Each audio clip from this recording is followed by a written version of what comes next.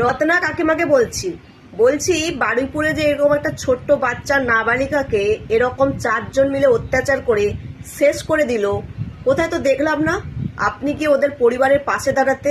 কোথায় আপনাকে তো যেতে দেখলাম না ওর পরিবারের পাশে থাকতে। ওই বাচ্চা মেয়েটা কি আপনার মেয়ে নয়?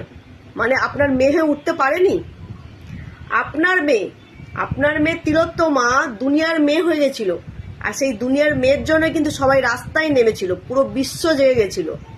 কিন্তু আপনি তো ভোটে দাঁড়ানোর সময় পরিষ্কার করে বলেছিলেন যে আপনার মেয়ের বিচারের জন্যই দাঁড়িয়েছেন, প্লাস এই রাজ্যে যাতে কোনো মেয়ের এইরকম ঘটনা না ঘটে সেটা আপনি দেখবেন।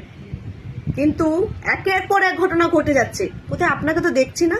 হ্যাঁ, আমি তিলোত্তমার মাকে কিন্তু জিজ্ঞাসা করছি না, আমি জিজ্ঞাসা করছি বিধায়িকা রত্না দেবনাথকে। আপনি এখন মন্ত্রী হয়েছেন, আর সেই জন্য আপনি ভোটে দাঁড়িয়েছেন। বলেছিলেন ক্ষমতা না এলে আপনি আপনার মেয়ের বিচার পাবেন না, আর শুধুমাত্র আপনার মেয়ের বিচারের জন্য আপনি ভোটে দাঁড়াননি, আপনি দাঁড়িয়েছেন হচ্ছে এই রাজ্যে কোনো মেয়ের সাথে এরকম ঘটনা যাতে না ঘটে সেটা দেখবেন। কিন্তু ঘটনা ঘটে যাচ্ছে, আপনাকে তো পাশে দেখতে পাচ্ছি না। আপনি শুধু একটা ফেসবুকে পোস্ট করলেই হয়ে গেল?